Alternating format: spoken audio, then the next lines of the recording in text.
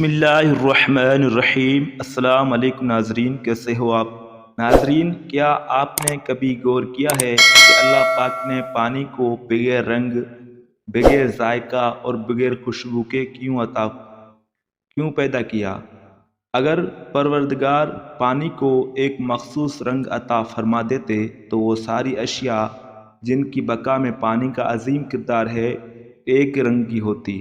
اگر اللہ پاک پانی کو ذائقہ عطا کر دیتے تو کھائی جانے والی تمام سبزیاں ایک ذائقہ رکھتی، کیونکہ پودوں کی بقا بھی پانی سے ہے۔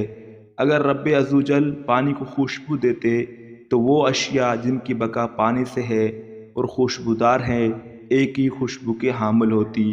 گلاب اور چنبیلی کی پھول کی خوشبو ایک جیسی ہوتی۔ اسی طرح انسان کے جسم کے بعض حصوں میں موجود پانی کو دیکھیے۔ منہ کا پانی میٹھا، کان کا پانی کڑوا اور آنکھ کا پانی نمکین۔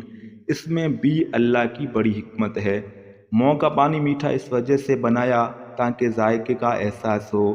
کان کا پانی کڑوا اس وجہ سے بنایا تاکہ حشرات وغیرہ کی ہلاکت اسی سے ہو، اور آنکھ کا پانی نمکین اس وجہ سے بنایا تاکہ بیکٹیریا اور جراثیم سے بچاؤ کا ایک دفاع نظام موجود ہو۔ اور تم اپنے رب کی کون کون سی نعمت کو جھٹلاؤ گے؟ تو ویڈیو پسند آئے، ویڈیو کو لائک کرو، شیئر کرو اور چینل کو سبسکرائب کرو۔ اللہ حافظ۔